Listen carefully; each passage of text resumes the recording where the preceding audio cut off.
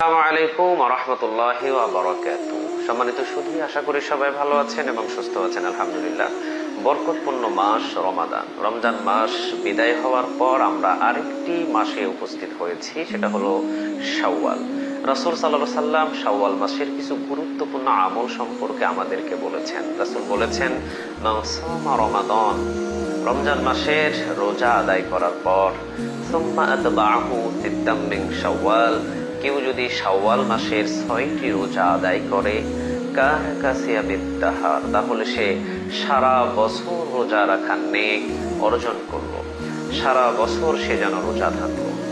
আমরা শাওয়াল মাসের ৬টি রোজা কখনোই ছেড়ে দিব না। আজকে যেহেতু শাওয়াল মাস দেখতে দেখতে ১৬ তারিখে পৌঁছে গিয়েছে, আজকে শাওয়াল মাসের ১৬ তারিখ, আর মাত্র অল্প কিছু দিন আমাদের মাঝে আছে। আমরা যারা এখনো শাওয়াল মাসের রোজা রাখা শুরু করিনি, অবশ্যই অল্প কিছু সময় আমাদের কাছে আছে, শাওয়াল মাসের রোজাগুলো রাখার চেষ্টা করব।